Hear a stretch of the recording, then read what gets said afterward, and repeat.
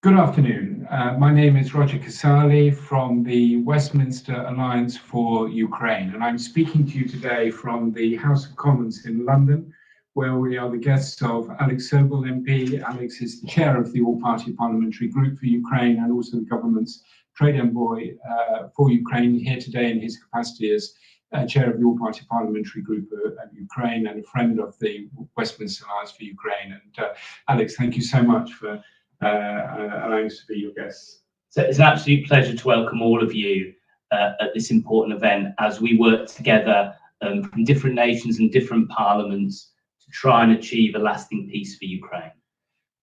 Thank you so much, Alex. And we're going to hear from Alex in a moment. And but before we do that, let me, for the benefit of our online audience, those of you who are watching us on Facebook and on YouTube, and our dear friends who are joining us online, as this is a hybrid meeting from France, from Germany, from Italy, and we are hoping to have a contribution from Poland as well. The E5, the 5 largest countries in the EU in terms of defence spending, who have come together at the core, at the heart of the coalition of the willing. And the Westminster Alliance for Ukraine is an alliance primarily of parliamentarians from those 5 countries. I'll say them again: France and Germany, Italy and Britain and Poland. But not only those countries, we'll be joined today also by a Ukrainian MP, Oleg Dunda, online. We have Olha Danyliuk, who is a frontline journalist in Ukraine, and Lina Kushch joining us from Kyiv, head of the Ukrainian Union of Journalists, joining us too. So an alliance of parliamentarians, primarily of parliamentarians, but not exclusively of parliamentarians, also of journalists, of think tanks and researchers, all who can help to make a difference, who can help to build parliamentary support and public support behind the coalition of the willing. That coalition that Keir Starmer and Emmanuel Macron have been leading, that now numbers 31 countries, that has very noble and important ambition of supporting Ukraine now with military equipment and with training, and supporting Ukraine in the future, very importantly in the future, when peace comes, which we hope it will, to make sure that that peace is a stable peace, is a secure peace, and is a sustainable peace.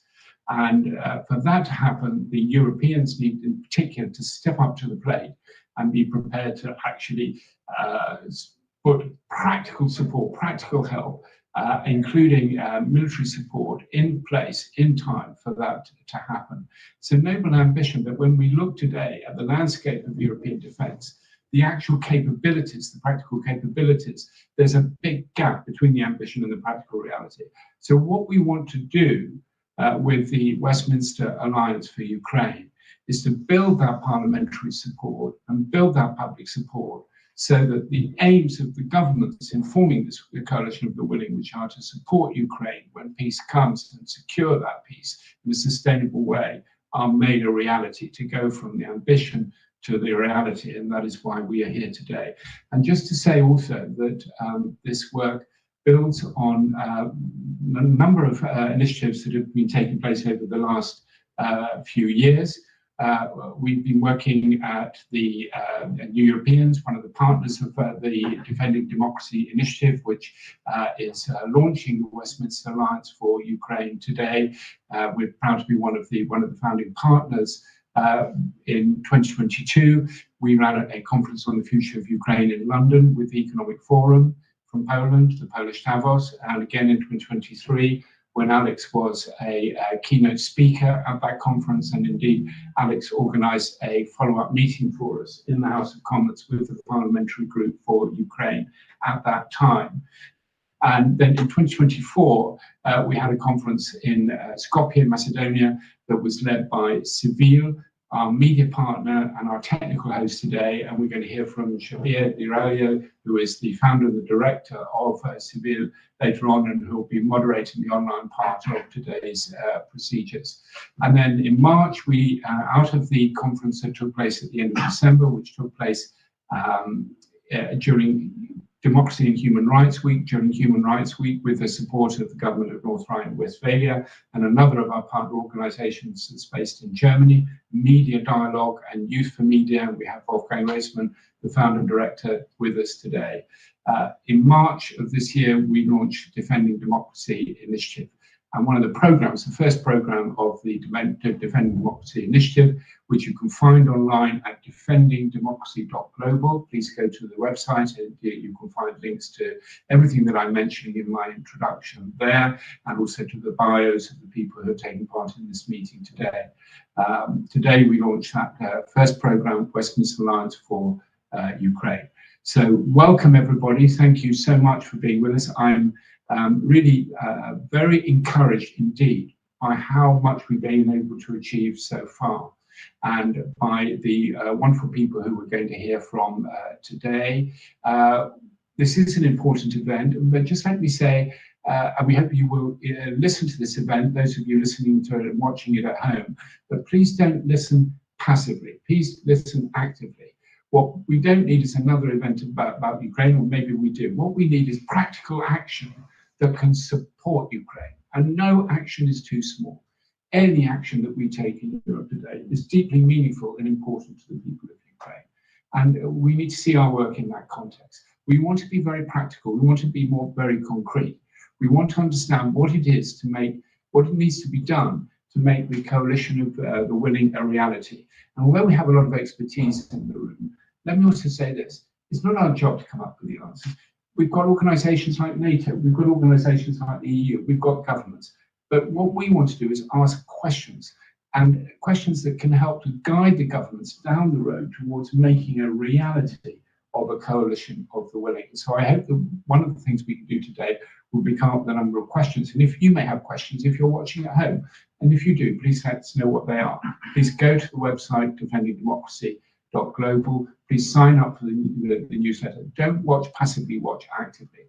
And what we want to do today, and with the other initiatives that we'll be taking, is to create a network of parliamentarians and researchers and opinion formers who can work together very closely in a coordinated way to get behind the coalition of the willing and make it a reality. And that's what this is about. And you watching at home can be very much a part of that. So thank you for being with us.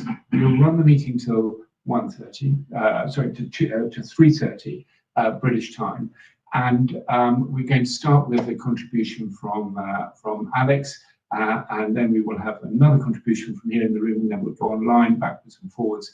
And if you're part of the Zoom or audience, and we don't have time to take all of the contributions from Zoom, please put your questions in the chat. And if you're watching from home, please let us know what your questions are too, online on Facebook and YouTube. So thank you very much. My dear colleague Xavier Durana is with the Zoom audience. We'll come to him in a moment, but first of all, over to you, Alex, for your contribution to this inaugural event. Thank you. Thank you so much, Roger. I think today is, an important day in the history of parliamentary action on Ukraine. And Westminster is no stranger for initiating important and historical organisations for international fora. For instance, the Interparliamentary Union, the world's oldest international organisation now, was formed here between the parliaments of the United Kingdom and France 150 years ago. And today, after what is very clearly a turn in geopolitical events for Ukraine since January this year, is an important day, because although we may have differences in terms of views on where the US is and what President Trump has said, the fact that he said that this is now a burden for Europe to carry is something that I think we've all heard and understood. And this is a burden not just for European governments to carry, but for European parliaments as well. So today starts that journey. We've worked individually in our individual friendship groups in European parliaments, as I have as the chair here in the United Kingdom Parliament, and we've worked informally in terms of delegations to Kyiv and informal alliances. But today is a chance for us to formalise that and to work within the same framework as our governments, starting with the E5 and that important event where our Prime Minister, Sir Keir Starmer, and the President of France, Emmanuel Macron, called together the European nations here in the United Kingdom, form the Coalition of the Willing, and then follow that up in France under Emmanuel Macron. This is the same process in our parliament. So we'll first of all bring together the E5, as Roger said, the United Kingdom, France, Germany, Italy, Poland. But the aim is to expand that to reflect the entirety of the Coalition of the Willing, currently 31. I know that our Prime Minister, President Macron, the other E5 leaders, well, I think all of the leaders of the 31 members of the Coalition Willing want to see an expansion of that coalition. We will want to see an expansion of that coalition, but the same expansion with our own network, starting with these five, but expanding rapidly into the other members, coordinating on a very large number of issues which are absolutely vital. So just today, I was at the Embassy of Ukraine where we're discussing the shadow fleet. The shadow fleet now provides a third of foreign income to the Russian war machine, 850 vessels carrying oil and oil-related products right around the world through many of our territorial waters, including the United Kingdom territorial waters, international waters, bordering our own territorial waters, carrying this illicit cargo, this black gold, fueling the war machine, fueling the lifestyles of the war criminals in the Kremlin. And it is very clear that we are not coordinated well enough across the different countries, whether in the Coalition Willing or further, because although it's very positive this week, the United Kingdom have sanctioned another 100 vessels of that shadow fleet. If you look, only half the shadow fleet is sanctioned by any jurisdiction. Only 25 vessels are sanctioned by the UK, the EU, the US and Canada. There is a lack of coordination. These are exactly the sort of issues that the parliaments of the nations of the Coalition are willing to take up with governments. After this meeting, I'm going to the Treasury to discuss the issue of the seizure of Russian state assets and the extension of sanctions against Russia. Again, these are exactly the issues where parliamentary action coordinated, and the only successful way we're going to manage this is successful coordination across our parliaments, because this money isn't individual jurisdictions, it's cross-jurisdictional. And if one party says no, or one party lacks confidence, which is, I think, the underlying issue here in terms of the assets, then nothing happens. And so our role as parliamentarians in all of these parliaments, 31, and I'll be honest, and the US, but we might deal with that slightly separately, is going to be absolutely vital if we are to denude the Russian war machine of its ability to fight in Ukraine. We can denude the Russian war machine, Ukraine can regain its territory, and we can see a lasting peace in Ukraine on its 1991 borders, which must be the aim of everybody in this coalition, everybody fighting the same fight for Ukraine, to give them a lasting peace on their territorial boundaries that are internationally agreed and recognised, and no compromise on that. And there's a role here for us in parliaments, whether that's in terms of defence, whether that's in terms of economic measures, whether that's in terms of humanitarian aid, or looking forward to the reconstruction of Ukraine. All of those things will take a huge amount of coordination by the nations, by the coalition, and we have our role to play. And if we act alone in silos, that will make it harder for Ukraine to win this war, and it will take longer for Ukraine to reconstruct from the end of the war. So it's absolutely important, not just that our governments work together, that our parliaments work together and coordinate. Thank you. Thank you so much, Alex. That's so crystal clear. Thank you for your leadership in this and your colleagues in the UK Parliament. And as you say, we can't do it alone. We have to work together to have the impact. And thank you for giving us such a clear list of the different tasks that need to be done. Perhaps we might add to that, because we'll come to that later on as well, but remembering that this is a hybrid warfare with cyber attacks and fake news going on as well. And all of this requires a consistent, steady and coordinated effort. And I say that also to you watching this at home. We can all take a role in leadership. Leadership is about getting behind the coalition, the willing, mobilizing support and doing whatever we can to support Ukraine. And we couldn't be doing this without Alex, and we couldn't be doing it without our other partners in the Westminster Alliance for Ukraine. And I turn now in particular to our French partner, which is the Jean Monnet Association. And one of the directors of the Jean Monnet Association, who is also a great specialist in relation to defense, and who has lived in Kyiv and where he ran the Russian monitor, great expert on Russian defense, is Olivier Vedrine. And Olivier, we're delighted to invite you to address us now. I'm just going to, Xavier, turn the camera towards Olivier so that we can see him properly on the screen. So there, yes, that's fine. Olivier, over to you. Merci beaucoup. Merci. Bonjour.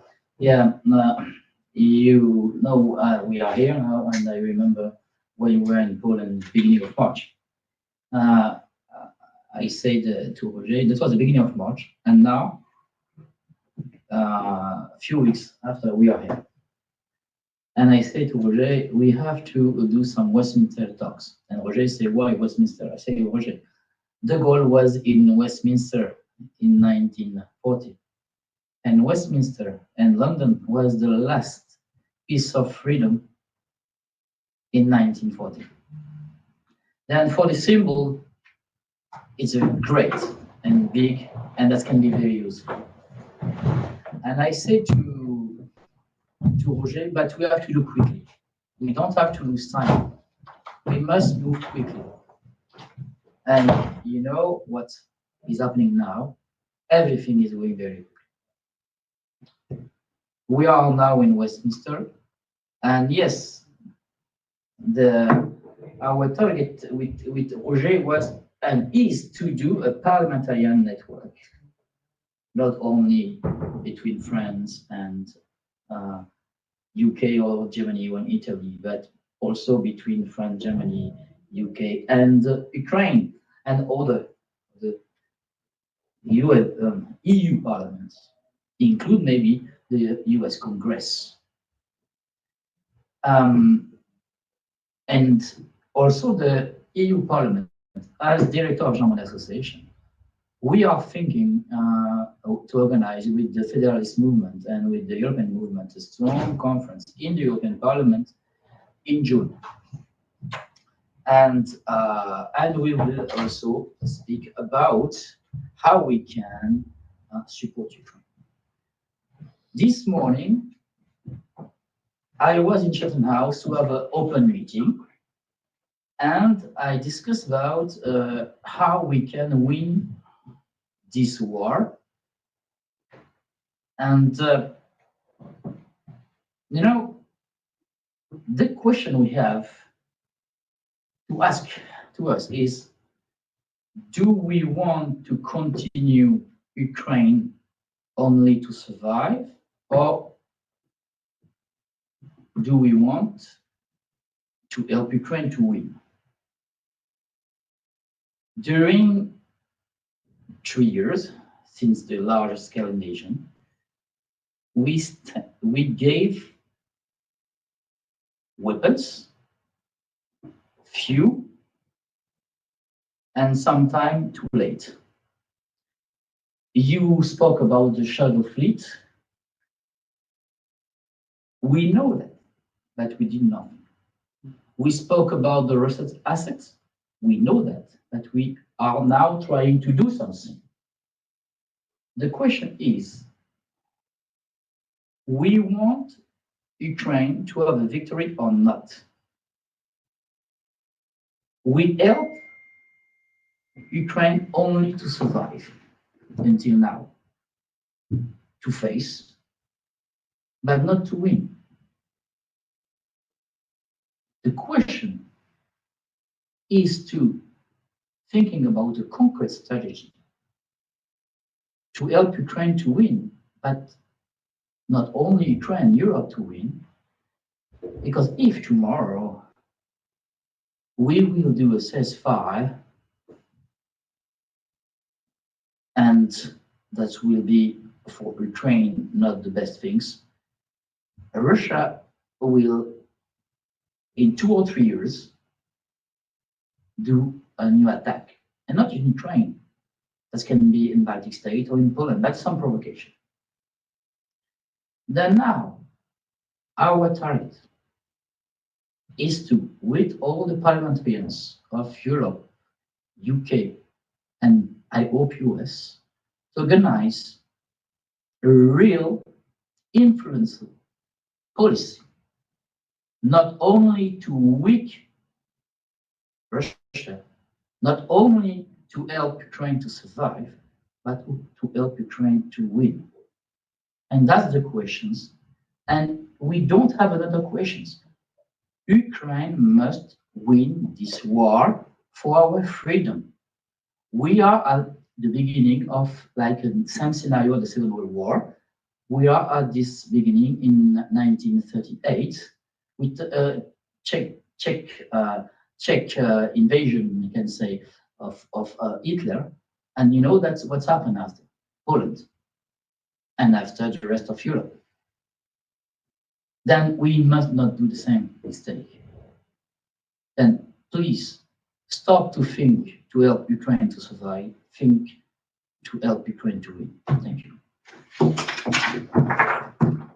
Thank you very much indeed, Olivier, for a very strong contribution. And we turn now to our colleagues and friends on Zoom, and it's time for me to introduce my very good colleague, our very good friend, Xavier Dirala, founder and head of Sobel, who we will hear from a little bit more later on, but who is also the moderator of our online part of this event. And so Xavier, first of all, is going to introduce some of our other speakers. Xavier, over to you. Thank you, Roger, and thank you for your powerful messages. Next speaker in our next participant in our gathering today is Ms. Gudrun Steinacker. She is the Vice President of the Südosteuropa Gesellschaft, Southeast European Association, also former ambassador to several countries, including North Macedonia, Bulgaria, and some other interesting countries.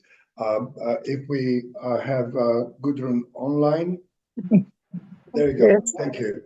Here you are.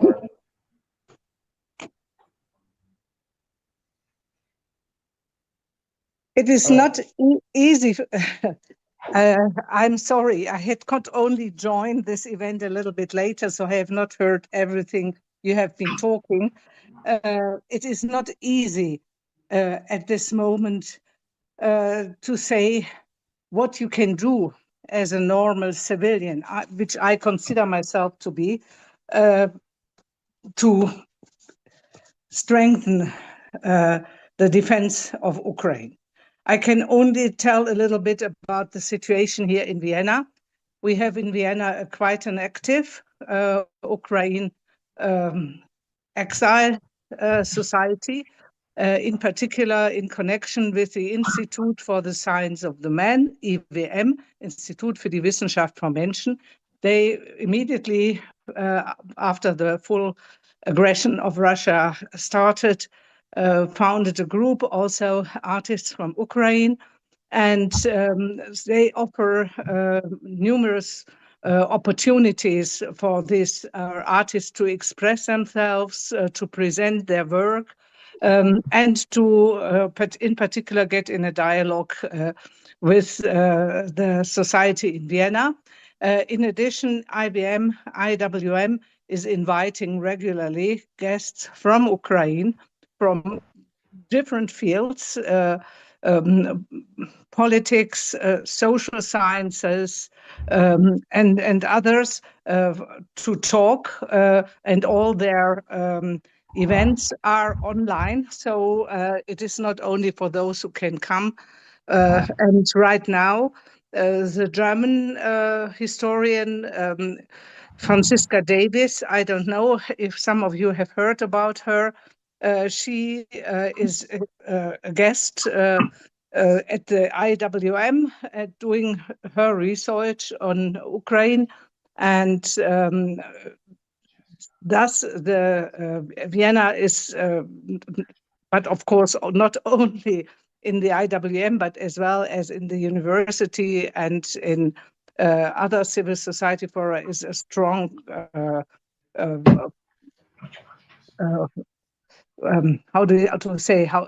offers strong opportunities to voice the Ukrainian side beyond politics.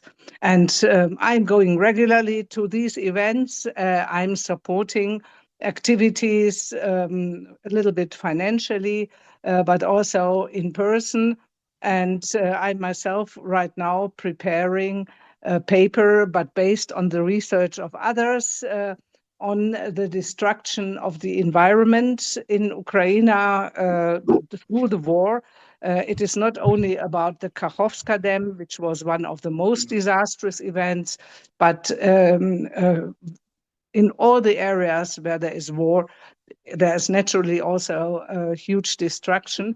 But also the Ukrainian state is, of course, prevented from doing more in the field of environmental protection and in particular also nature protection. And there's a German organization, Euronature, at Lake Constance in Radovcel, which is quite active in this field. And 3 years ago, Ukrainians were praised and appreciated and received the annual Euronature prize for their work for the particular for the forest protection and also fighting against detrimental ski resort projects in the south of Ukraine. So I think if we think about strengthening the Ukraine, we should not limit ourselves, although this is, of course, the most important, to military support and other financial support. I don't know whether it was mentioned which disastrous consequence the closing of US aid also in Ukraine has. But we should also consider all the other fields where Ukraine needs help and support. I didn't mention the destruction of cultural goods, libraries, churches. We do not even know, nobody knows how much was stolen in the occupied areas, stolen and destroyed. And I think it is very important also to focus on this maybe more civilian aspects of the war in Ukraine and support agents and organizations which engage in this support and protection of this part of Ukraine. We have to know that like many buildings are immediately reconstructed after destruction through military attacks, that also in all these other fields of culture and of nature and environment, the Ukraine needs our support and our help. And that's where I see also an important field of activity. Just to mention, next week I will be in Berlin and I will visit the exhibition with the best artistic works from Odessa, which is now traveling through Europe, and right now it just arrived in Berlin. Like the other big exhibition with artworks from the gallery, National Gallery in Kiev, which I saw almost 2 years ago in Vienna, and which is, as far as I know, also still traveling around Europe. Yeah, that would be my contribution to your topic, I hope. Thank you very much, Madam Steinacker.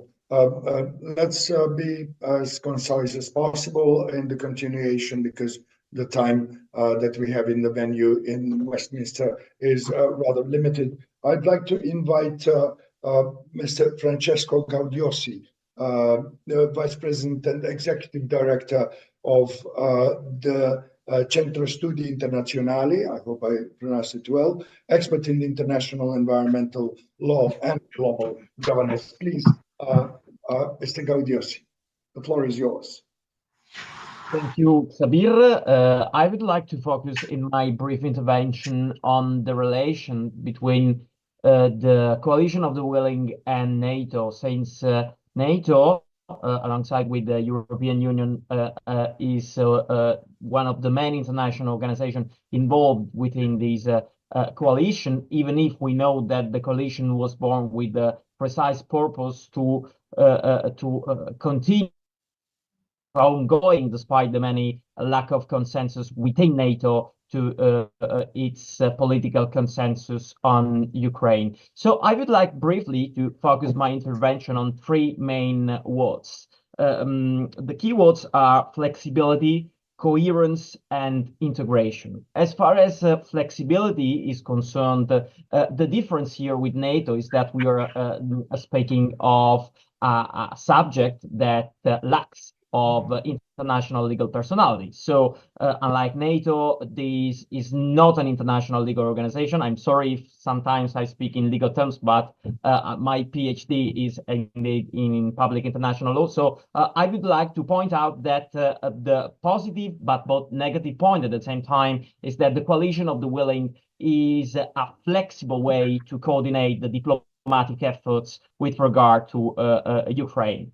The second point is the coherence, since even if we know that this coalition was born as an idea of a complementary action with regard to NATO, and also the idea to coordinate efforts in order to overcome the many limits and lack of consensus within NATO, it is very important, in my opinion, also to provide some practical suggestion to establish a kind of burden sharing and common commitment, also involving NATO as much as possible, by taking into account that NATO will hold a summit, a traditional summit of heads of states and government in a couple of months. So it is very important to keep in mind that this must be a priority within the agenda of NATO in the next summit. And finally, for the term integration, because I see that while NATO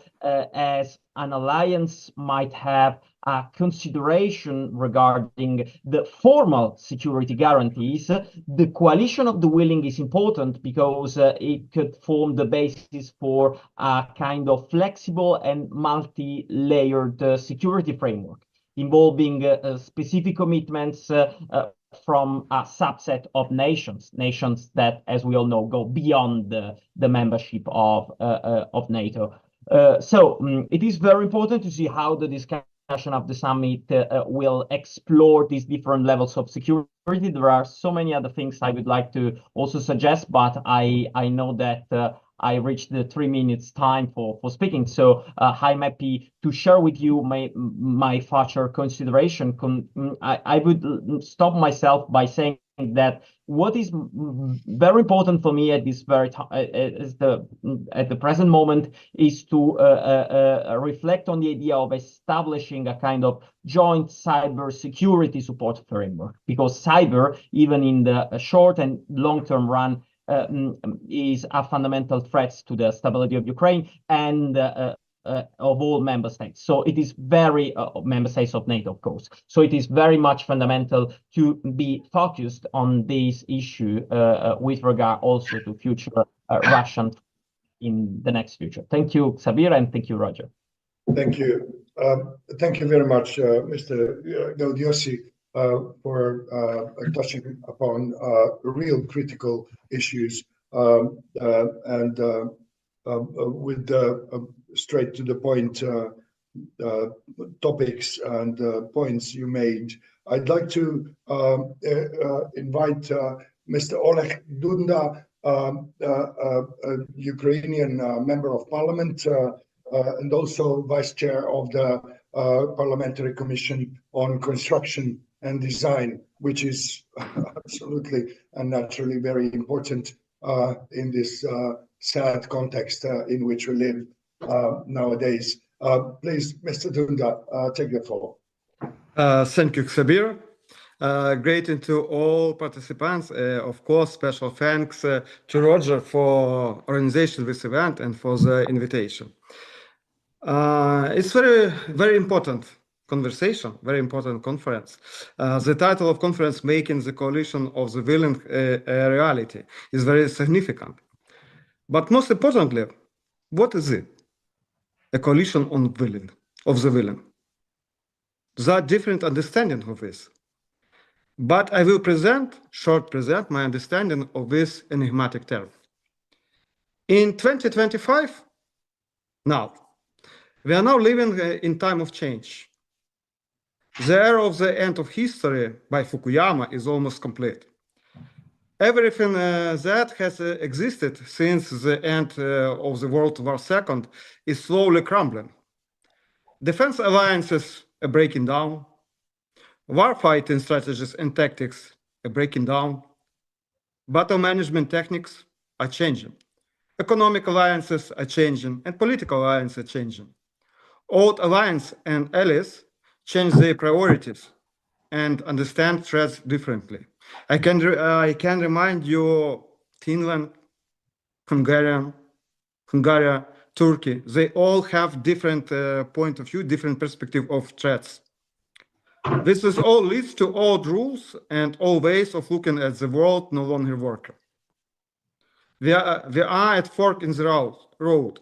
Either hold on to the old world and eventually lose everything, or become part of the coalition of the willing and be ready to change. Moreover, be ready to accept the new reality and start to change. Accept the fact that the only combat-ready army in Europe is the Ukrainian army. Only the Ukrainian army can defend the eastern flank of Europe today. For example, Baltic region. In fact, the coalition of the willing should accept that Ukrainian army is their own army, part of the British army or French army. Accept the fact that the economy and military strength of the coalition of willing is not intense in artillery more. Now it's not 2022. Strength, our strength, European strength in the space. Without control of space, Europe could become forever a subordinate territory of United States or China, and gradually all would lose its advantages in world competition. Accept the fact that Europe's military forces are morally and ideologically obsolete and require radical modernization of principle of the Ukrainian army. Finally, accept the fact that the existing European alliance are weak as a result of a race of quantity, not quality.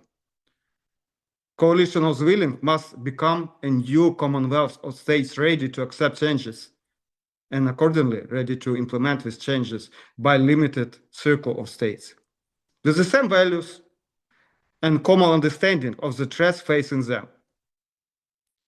and having the political will to follow this path, even through the destruction of our data structures. Only such unwillingness can make it possible to successfully weather the coming times and political turbulence. And again, many thanks to Roger for organizing this event. And I'm sure we have a long and difficult road ahead of us, but we can go through this road. Thank you very much. Thank you very much indeed, Mr. Dunda. I'm very pleased to invite a colleague of mine, Ms. Lina Kushch, who is the first secretary of the National Union of Journalists of Ukraine and head of the Journalist Solidarity Centers Network. Dear Lina, please take the floor. The floor is yours. Yeah, dear friends, dear partners, dear participants, warm greetings from Ukraine, and on behalf of the National Union of Journalists of Ukraine, I extend warm greetings, and I am deeply grateful to Westminster Alliance for Ukraine and the Defending Democracy Global Initiative for organizing this timely event. If we want a strong, secure, and democracy in Europe, we must reinforce Ukraine's ability to defend not only its borders, but also its information space, I believe.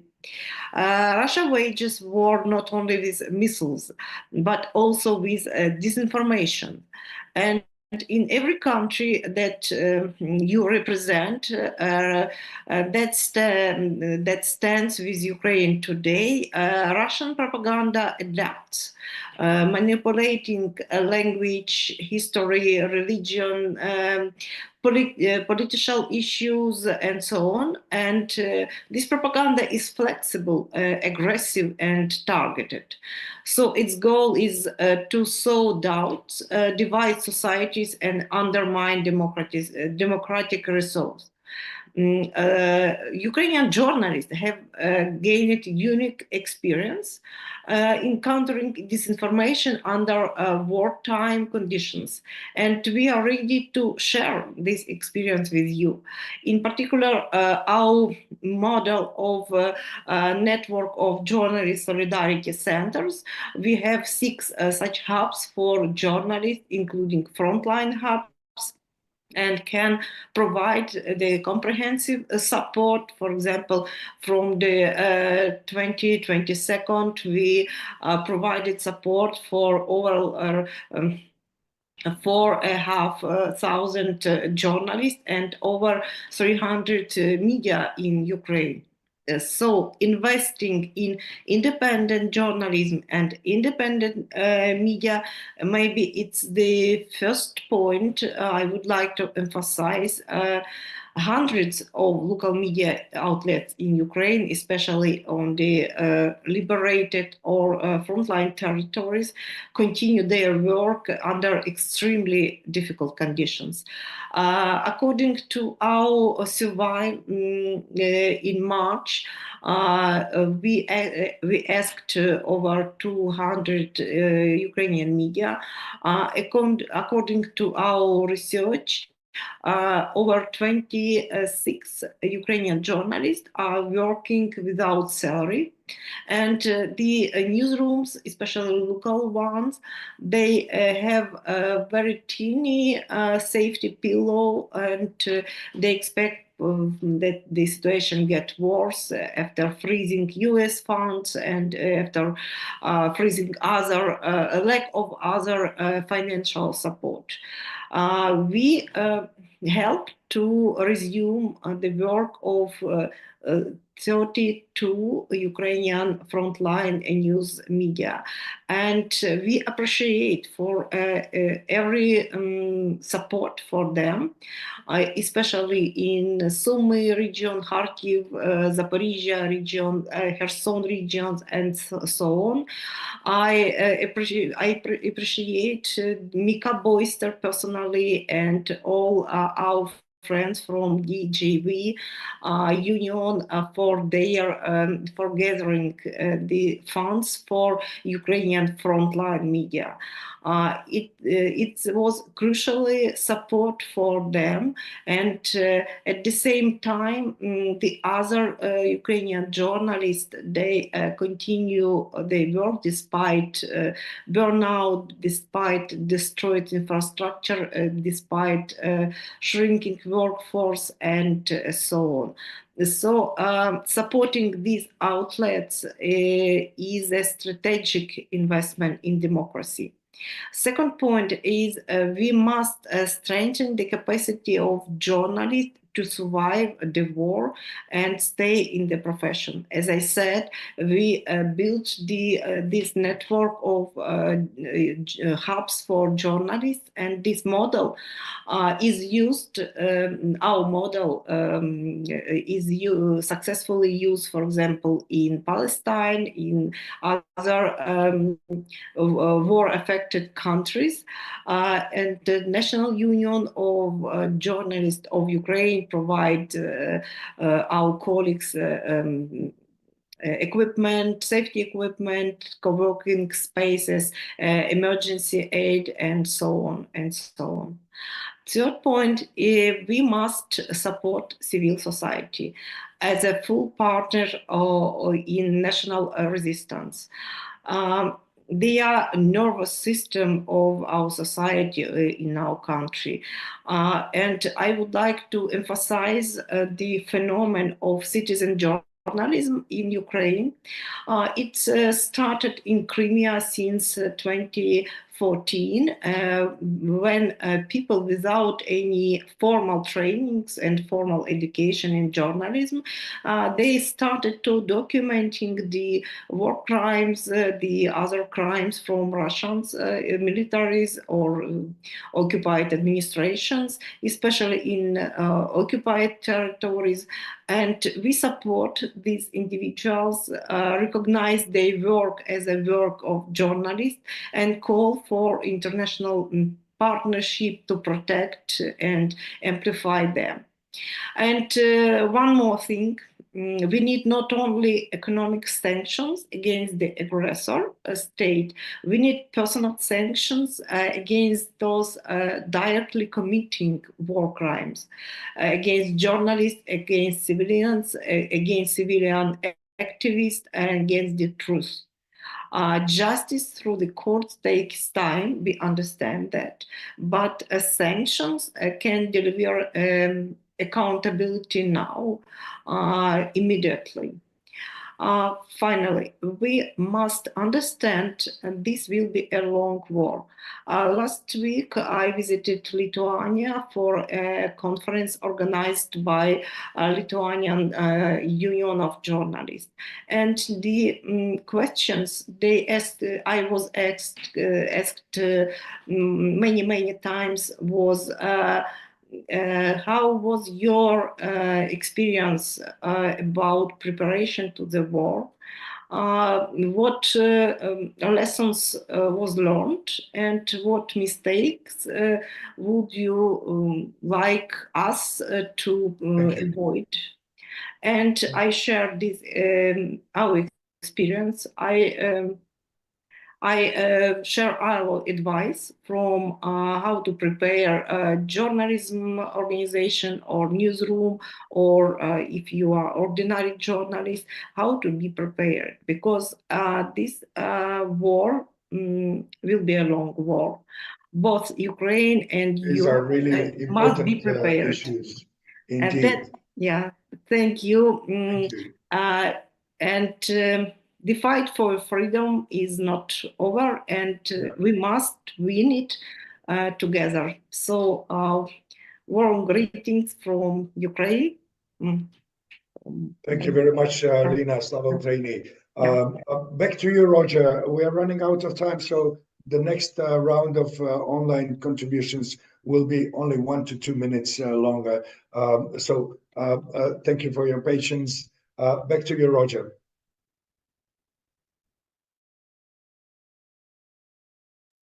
You're muted. You should unmute your microphone, please.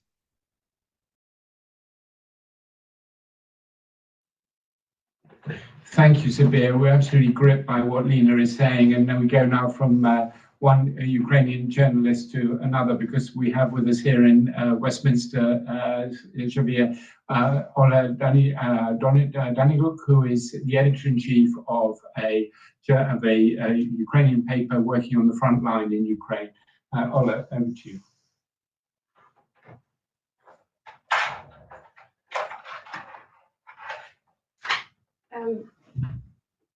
Hello. I wanted to contribute quickly also to what just Lina Kushch said. It's absolutely heartbreaking, the situation with journalism in Ukraine, and not because of the civilian society or like media itself. I would say that Ukrainians support local media a lot, and you could see that from statistics and just from general mood.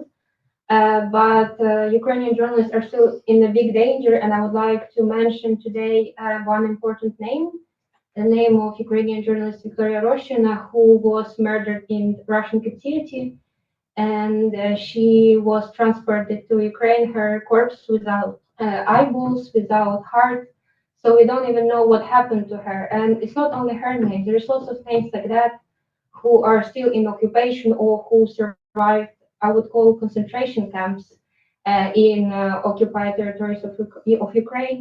And I think it's very important to remember these names like Victoria Roshina or Stanislav Aseyev, who is still alive and who escaped this captivity. And not only remember them, but support these voices and all voices of all of the Ukrainian journalists in Ukraine, with also financial support, with platforms, giving platforms, with connections and networking between not only journalists, international journalists, but also governments, to let them hear their voices and give them platforms. Because we can see now that Russian media, even liberal media, they are suppressing Ukrainian media, and they are given more voice, which is, I don't think is fair. We need to listen more to Ukrainians who suffer from this war, obviously in a much bigger scale. Thank you. Thank you. I'd like to give the floor now to Emanuele Errichiello, who is also from our Italian partner, Centro Studi Internazionali. Emanuele.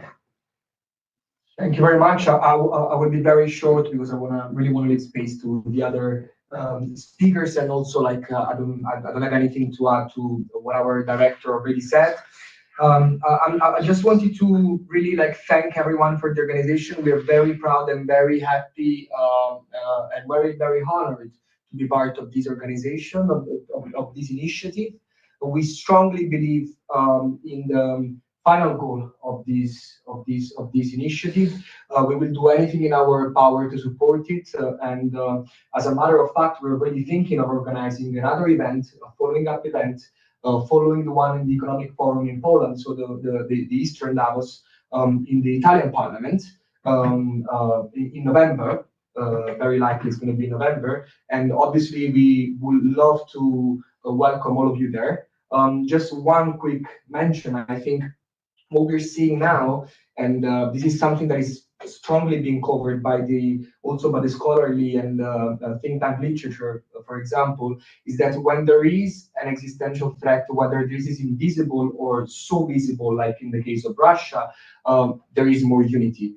And our hope is that this will be more unity also, again, between the UK and the EU, because we are a very strong partner and we have to work together in supporting the security of Europe, and hence supporting the security of Ukrainian people in this case. So this is what I wanted to say. And again, we're honored to be here, and thank again to Roger and all the other organizers, Xavier, Olivier, for making this possible. And I will pass on to Roger again. Thank you very much for the possibility of being here. Thank you so much, Emanuele. And yes, so I hope our dear audience listening at home have noted that we will have an event at the Economic Forum in Poland, the Eastern Davos, in September, and we will have an event in the Italian Parliament in November of the Westminster Alliance for Ukraine. So back to you for our further online contributions, and then We'll come back to Alex for a response, and I'm glad to say Lord Arbuthnot is with us and has been listening to the discussion. We'll respond to. But first, back to you, Sabir, and our other online contributions. Yes, thank you. Thank you very much indeed. I'd like to ask our next participants to be as concise as possible. I'd like to immediately invite Mr. Jean-Yves Leconte, former French senator representing citizens living abroad, also member of Place Publique. Monsieur Leconte, please, the floor is yours. Thanks a lot, Sabir, and thanks a lot, Roger, to give me the opportunity to discuss about this important issue about security of Ukraine on Europe.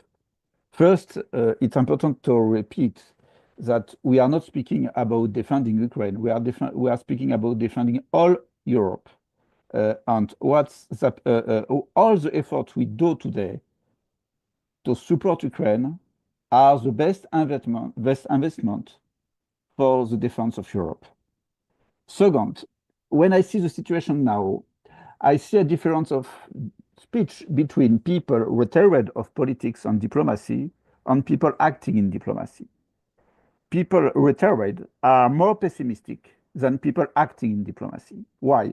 Because we see that the transatlantic line and connection and confidence is broken. And it's really dangerous for the security of Europe. People in responsibility, they do everything to keep as long as possible the transatlantic connection in action, because we cannot act without today. But this is a real threat for the future.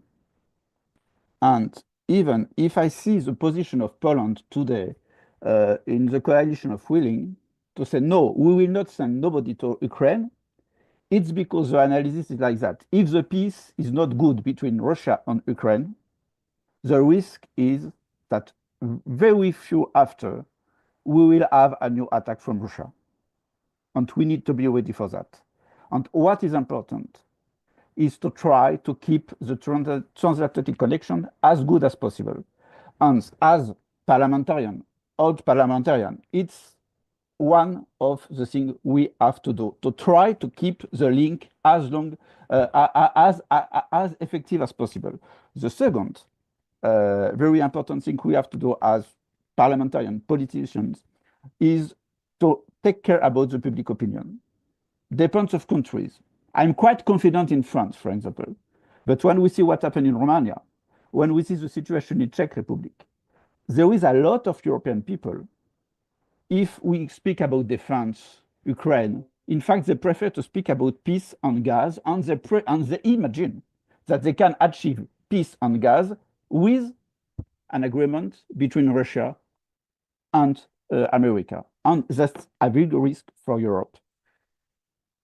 Concerning the coalition of willing, I think this coalition has not to wait more to act.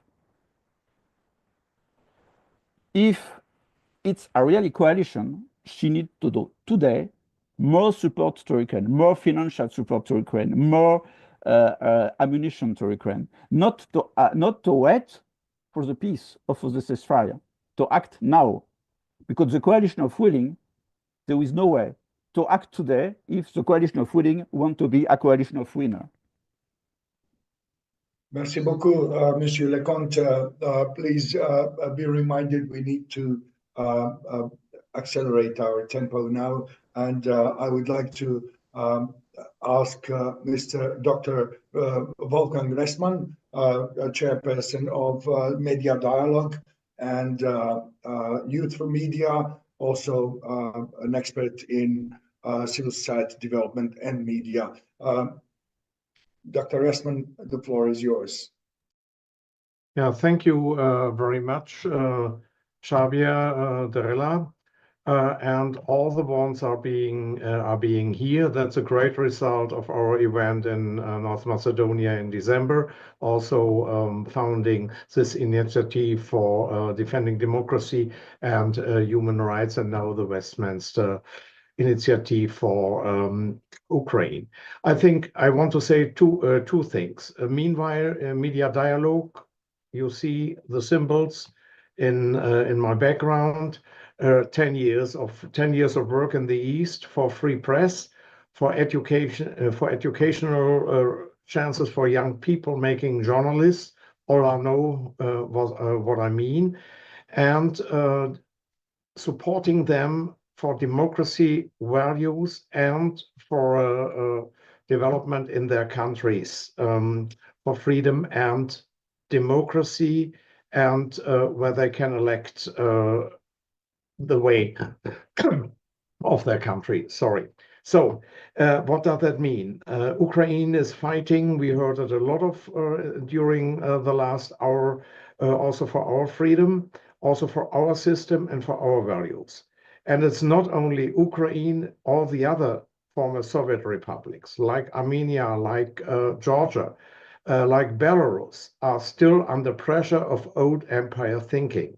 And I think we have to overthrow this empire thinking coming from Russia. This is an important thing. And in Germany, we said never war again as an experience of the Second World War. No, we have to say never a war of aggression again in Europe. That must be the aim of all the support of Ukraine, of a new coalition in Europe for freedom, for democracy, and especially for peace. That is a great task, much more than supporting Ukraine now, but this is the first step to bring this war to an end, based on our values, based on the freedom of Ukraine, and based on the consciousness that aggression and wars of aggression should have never again a place in Europe, not in Ukraine, not in Georgia, and in other places where war of aggression happened in the last years. This is my statement. Last sentence, I hope we will start a new media dialogue project this year, and continuing our work with Lina, with Mika, and New European People's Forum. So I'm very happy to get also support from the Westminster Alliance for Ukraine. We are with you in Kiev. We are with you in Ukraine for Europe. Thanks very much. Thank you very much, Mr. Ressman. Let's go to the next speaker. We have Philippe on the list, on our list. Mr. Philippe Laurette, the president of the Jean Monnet Association and advocate for European integration and federalism. Mr. Laurette, s'il vous plaît, the floor is yours. Yeah, okay. Just a few sentences to let other speakers to have time to deliver a little bit of speech. What you notice and what is very important by all the participants not to forget is the battle of public opinion. It's an alliance of MPs. If MPs are not backed by the people who vote for them, it will be really difficult to go on to support Ukraine, to defend all of Europe. So this battle has to be won, and we can help all together to achieve that goal, and it's really important to do that. We know that, in fact, the people, they are not aware of treaties, they don't read it, sometimes they don't understand it. But what they do understand, they consider, as in life, that safety comes first. And you can discuss with anyone you see in the country. When we celebrate World War II, victory, First World War, it speaks to everybody. It speaks to everybody, and we have to take that absolutely into account. We have a lot of major challenges to overcome. Of course, the values, we talk of them, but we are also to think in a wide Europe. That means a substantial budget to the European Union to carry out its policy, especially in defense. on giving new power, especially in defense as well. And we cannot forget, and I will just finish like that, so very quick, that education, cultural policies are part of the answer. And that is also the media fight we have to join. Thank you very much. Thank you very much indeed for this concise intervention. I have the pleasure to introduce Mr. Mika Beuster, another colleague of mine, whom I would like to ask to be to the point as a real reporter. Please, Mika, there you go. Well, thank you. I'll try to be as brief as possible. Thank you for this meeting here. And most of respect for Lina and your colleagues in the Ukraine defending democracy by exercising the right of freedom of the press. And when we talk about defending democracy, we talk about not only defending Ukraine, but also the idea that freedom of the press is one of the founding principles without which democracies wouldn't work. And Lina, we will be shortly sending you and transferring you another installment of the fundraiser. The first installment has already been used, I've been informed, and the next installment will come shortly. It will be a little smaller than the first one, but we are very happy that our members were supporting frontline journalism in Ukraine, which is very important. I would like to add to the debate one dimension, and this would be European lawmaking. We're not only talking about a war in Ukraine, which needs military intervention, but we also would need to talk about the framework in which this hybrid war is taking place and how do we address it. In the hybrid war that's been addressed, we have an information warfare, but in Europe we see we're not prepared for these kind of attacks. So we need a legislative framework to be digitally resilient. We are not sovereign in our digital infrastructure. So I propose that we need a framework for that. We do have European legislation like the European Medium Freedom Act, the Digital Services Act, the AI Act, and others, but we do not have the infrastructures to support that. For example, a European social network adhering to European regulation. We do not have a European search engine that prevents platforms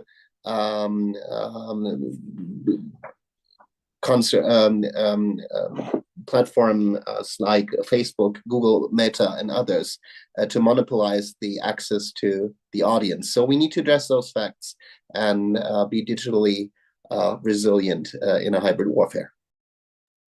Thank you very much, Mika. That was brief indeed. I would like to most kindly ask Monsieur Emmanuel Dupuy to very briefly, in 1 minute max, address this gathering. Otherwise, we are really running out of time. Okay, thank you. I'll be as brief as possible. I had three elements that I wanted to pinpoint in this debate. I will make it short as possible. Of course, not having sufficient time to discuss about it, but I think what we're discussing about today raises, I think, three major questions. What new European security architecture are we speaking about? We see that 27 countries do not have the capacity, nor the will, nor the possibility to send troops on a consensus base. This leads to maybe the question about a new treaty after the Lisbon Treaty in 2009. This raises the question of the qualified vote when it comes to CSDP and CFSP, but it also says that Europe can work at different levels. Those who will, those who can, that is the coalition of the willing, more or less 8 to 27 countries. But are we absolutely sure that amongst this coalition of the willing, there are more than 2 countries who have the capacity and the will to send troops, which is, of course, what we now are witnessing amongst the UK4 or the Kiev4, which came to Kiev a few hours ago, Prime Minister of Great Britain, Prime Minister of Poland, German Chancellor and President Macron. Only one European country, or at least one of the EU members, have accepted to send troops, which is France, and not the 3 others. That is something we have to have in mind. My second thought is, what new like-minded partnership are we talking about? And we have to go out of the box. If we want to address the question of the reconstruction of Ukraine, everyone knows that the European Union will not be paying for that. but other countries outside the European Union will be implicated in that. I'm saying this because G.D. Vance said this in Jaipur a few days ago, and Donald Trump mentioned it with President MBS, Prime Minister MBS. One last question. Last question. I will make it as brief as possible. How do we actually, we're running out of time entirely. I'm very sorry, but you will be warmly welcome to our interview to dive deeper in your issues. I apologize. I deeply apologize. We have to leave very soon. Back to you, Roger. Apologies for the extended interventions. Thank you, Xavier, and I'm delighted that we have Lord Arbuthnot with us, former chair of the House of Commons Defence Select Committee, who has been listening to the second part of the discussion, say a few words to us, and then will come to me to sum up and close the event. James, welcome. Thank you very much. I'm a former Defence Minister of the UK, and I am amazed and impressed by the way that Ukraine has managed to hold off one of the world's superpowers for 3 years with a defence budget that is a small fraction of the British defence budget. Ukraine is fighting a battle for the rest of the developed world, and combined with the war crimes and the propaganda of the most pernicious kind, the drone warfare, cyber attacks, attacks on electricity and infrastructure, we are seeing the way that war will be in the future. We have so many lessons to learn from Ukraine, but we are grateful to Ukraine for standing in our place, and we hope that we can continue to work together for the coming years. Thank you very much indeed, Lord Arbuthnot, former Conservative Defence Minister and Chair of the House of Commons Select Committee. It's time for me to sum up, to say thank you to all our guests here at the House of Commons, to Alex Sobel for hosting us, to Lord Arbuthnot for being with us, to Olivier Vedrine from our partner organisation, Jean Monnet Association, Emanuele and Francesco from online, from Centro Studi Internazionali, and to all of your colleagues, Olivier, including Philippe, the chair of the Jean Monnet Association, to our guests from Ukraine, MP Oleg Dunda, to our journalist friends from Ukraine, to you, Xavier, for all you're doing, and especially to all of you watching at home. And please, as I said at the beginning, do not watch passively, watch actively. No contribution is too small or without meaning to the people of Ukraine. And it's very important that we stay committed, help us to build public support, parliamentary support, to make the coalition of the willing a reality. What can you do? If you're watching at home, you can go onto the website, defendingdemocracy.global, sign up for our newsletter. You can write to us with your ideas, and in particular with the questions that you think members of parliament in a coordinated way across those 5 countries in particular, but we'll be broadening out from there, as we heard. Those 5 countries again, Germany and France, Britain and Italy and Poland. What can we do? What do we need to do to make the coalition of the willing a reality? So we thank you. We will put podcasts and further podcast interviews for those who've heard from today on the website. But most importantly, be active. Do what you can do. Contact us. We will have a toolkit. We will have letters that you can write to your MPs. There will be things that you can do in a practical way. Nothing is too small, to stand with the people of Ukraine. And when peace does come, which we one day we hope it will, to make sure that that will be a stable and a secure and a sustainable peace, because we will be standing as we are today, and we will in the future, with the people of Ukraine. We thank you very much indeed, and I close the meeting here at the House of Commons, and we will keep you informed of the next meeting, and we look forward to continuing the conversation with you and seeing you again soon. Thank you very much indeed. Thank you. Bye-bye. Thank you very much for invitation, and nice event.